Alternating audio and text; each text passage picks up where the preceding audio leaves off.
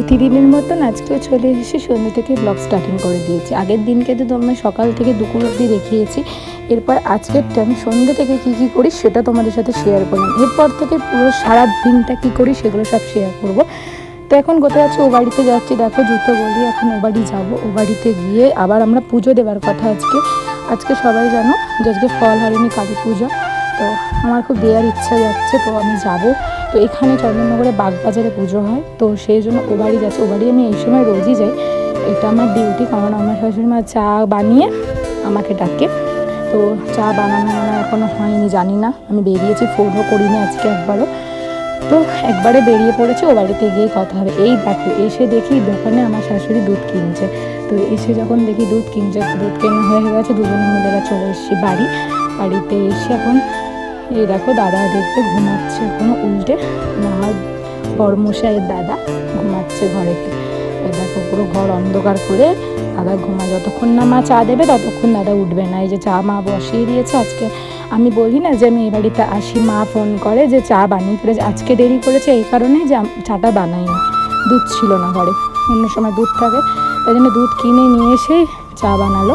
কারণ মা নাকি অনেকক্ষণ ধরে ভাবছিল নাকি রচা বানাবে। তো রচা বানানোর জন্য তো দাদা তো খায় না নাকি রচা, আর আমিও খাই না। তো মা আবার ভাবলো যে দুজনেই তো রচা খায় না, তো সেই জন্য আবার ছুটে গিয়ে দুধ আনতে বেরিয়েছিল। সেই সময় মায়ের সাথে দেখা, তো দুজনেই একসাথে আবার বাড়ি এলাম। মা চা করে নিল। আর এই একটা বাচ্চা মেয়ে দুষ্টুমি, তোমরা দেখো।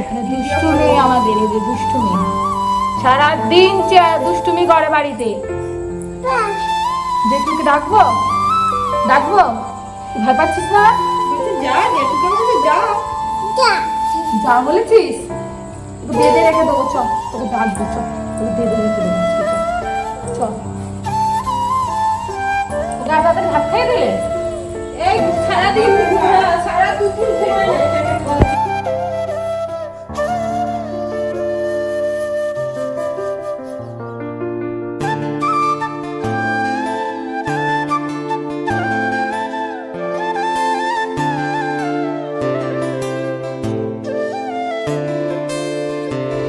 আমার শাশুড়িও ঝটপট করে রেডি হচ্ছে, কারণ আমার বাপি এখন খোঁচা যাচ্ছে সিজারতলা। কখন থেকে দাঁড়িয়ে আছে, এক্ষুনি চলে আসবে।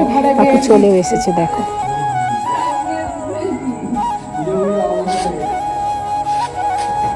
সব লাইট বন্ধ করে না, এটা চলে। ফোন করে নিলাম, তুমি তো বললে ফোন দাও, দিয়ে দিলাম। চলো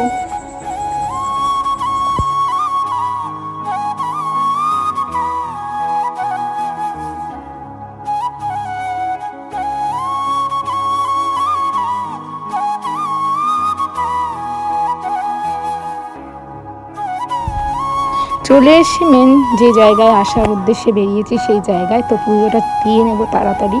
তো পুজো দিতে গিয়ে একটা ঘটনা হয়েছে হঠাৎ করে। মানে আমি সত্যি কথা বলতে আমি জানতাম না যে ওপরটা ওঠা যাবে না। তো আমি তো ভাত খেয়েছিলাম দুপুরবেলা। ওনারা পরে বলেছে মাইকে যে ভাত খেয়ে ওঠা যাবে না। তার আগে আমি উঠে পুজো দিয়ে মাকে চলে এসেছি। আমার কোনো ভুল ত্রুটি নেই, কিছু করার নেই। আমি কোনো রকমভাবে দোষী না। সবাই উঠছে, অনেকেই উঠছে। এবার সবাই কি আদৌ জানি না, আমি জানতাম না। তো জানার পর আমি সঙ্গে সঙ্গে নেমে গেছি আর ক্ষমাও চেয়ে নিয়েছি মাকে। তো দেখতেই পাচ্ছ, আর এখানে বাতিটা নেমে গেছে কারণ ওখানে না খুব জোরে হাওয়া দিচ্ছিলো, মানে পাখা চলছে। দেখতেই পাচ্ছ ওই কোনায় একটা স্ট্যান্ড ফ্যান লাগানো। তো আমি আবার বাতিটা জ্বালিয়ে মায়ের ওখানে দিলাম। তো আমি পুজো দিচ্ছি, আমার বাপি ক্যামেরা ধরে রয়েছে। তো আমাকে সবাই হেল্প করে, আমার শাশুড়ি মাও করে, আমার বাবা করে, মা করে, আমার ফুল ফ্যামিলি আমার ক্যামেরা ধরার জন্য রেডি থাকে। কিন্তু আমার ইচ্ছা থাকে না যে আমি ব্লগ বানাই বা করি, মানে আমার মুড আসে না।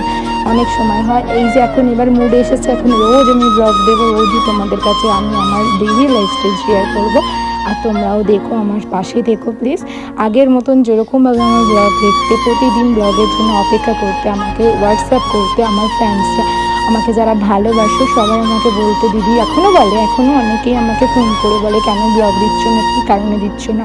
আর সত্যি কথা বলতে আমি অনেক ব্যস্ত ছিলাম নিজের লাইফ নিয়ে, অনেক কিছু সব কিছু পেরোতে অনেক টাইম লেগেছে।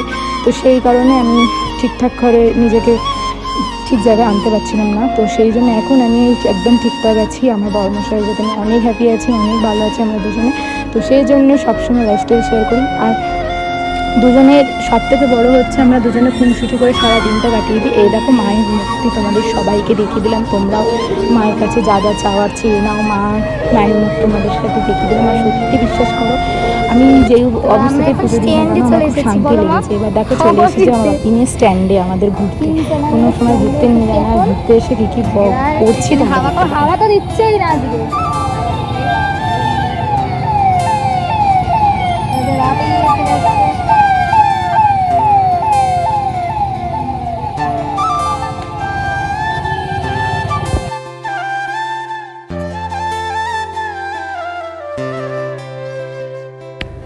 তো এরপরে আমরা সবাই মিলে তিনজনে মিলে ফুচকা খেয়ে নিচ্ছি, তারপরে খাবো কুলফি। আগেই কুলফি খাচ্ছিল ব্যাপী, আমি বললাম না না ফুচকা দেখো আমরা কি আনমনে নিজেদের মতন ফুচকা খেয়ে যাচ্ছি নিজের খেয়ালে। আর আমার শাশুড়িকে ব্যাপারে এদিক ওদিক আমরা দুজনেই এদিক ওদিক টুকে টুকে ফুচকা খাচ্ছি। আর এত জোরে কিন্তু ফুচকা খাইনি, আমি কিন্তু ভিডিওটা স্পিড করে দিচ্ছি, কেউ ভেবো না যেন আমরা এত জোরেই ফুচকা খাচ্ছি।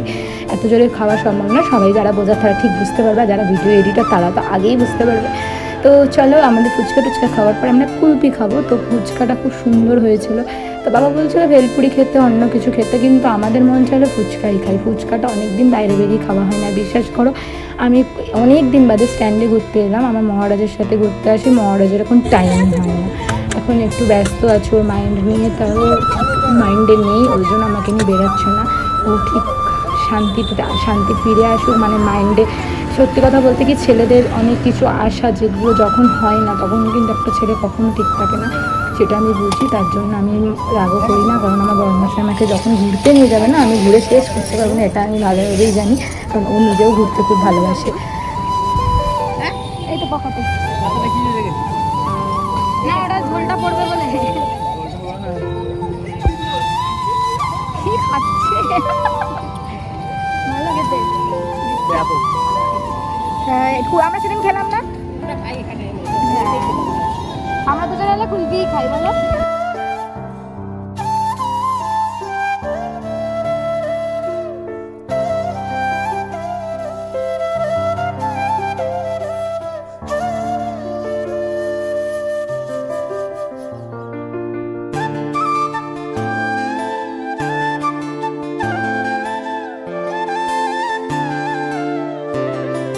এটা কোথায় বলো তো, তোমরা সবাই চেনো অনেকে যারা চন্দননগরে বাস করে। এটা হচ্ছে আমাদের চন্দননগরের ব্রিজ। আমরা এটা দিয়ে ঘুরে ঘুরে স্ট্যান্ড হয়ে এটা দিয়ে ঘুরে ঘুরে বাড়ি ফিরছি, খুব ভালো লাগছে। আর সত্যি কথা বলতে দেখবে যে বয়ফ্রেন্ড বড়দের সাথে একটা অন্যরকম ফিলিংস থাকে, আর একটা হচ্ছে বাবা মা বা শাশুড়ি শ্বশুরের সাথে একরকম ফিলিংস থাকে। এখানে আমার বাবা আর আমার শাশুড়ি দুটো মানুষই আলাদা রকম, তো যতই আলাদা হোক তবুও ফিলিংসটা একদম অনেক অনেক অনেক ভালো।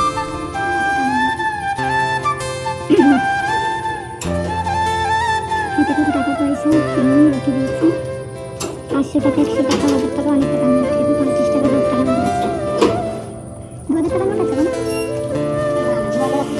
200 500 200 100 50 20 10 500 টাকা শেষ হয়ে গেলে 200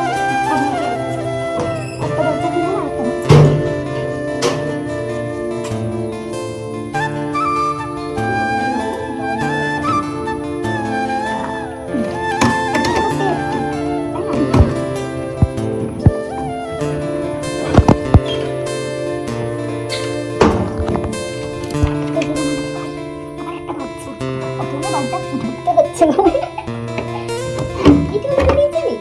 তুমি বস্তানা ঘরে বাড়িতে দেখছি আবার ঘুরে গিয়েছে না যুদ্ধ করেছে বিজনেস খাতে ফাইনালি চলে এসছি ঘরে। আমাদের চিপসে বানাবে তারপরে খাবো, দাও চলো খাবো না নিয়ে যাবো।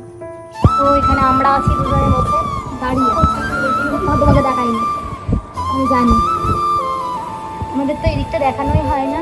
এগুলো সব এটা ভেন্টা রাখা হয়েছে, বক্স আছে আমরা দুজন। আবার নিচে গরম গরম ঘুগনি সুন্দর বানিয়েছে, সুন্দর দেখো নারকল টারকল যেগুলো দোকান করলে খাবার দাবার গুছিয়ে নিয়ে এবার ও বাড়ি যাওয়ার পালা। আর ওইদিকে দেখো স্টিলের টিফিনে আমাকে আমার বড়মশাইকে গুছিয়ে দিচ্ছে, আর ওই দিকেরটা হচ্ছে আমার বাবা মামা আমাদের ফ্যামিলির জন্য গুছিয়ে দিচ্ছে। আমার শাশুড়ি মা ঘুগনি খায় না। তো বাড়িতে এসে দেখি কত জামা কাপড় সব কেচেছিলাম, সব বিছানায় রেখে গেছিলাম, সেগুলো এখন গুছিয়ে ঢুকিয়ে দেবো। তো ব্লগটা তোমাদের কেমন লাগলো জানাও, আর এইভাবে তোমরা পাশে থেকো, সাথে থেকো। সবাইকে অনেক অনেক ভালোবাসা, লাভ ইউ সবাইকে। সবাই খুব ভালো থেকো, সুস্থ থেকো।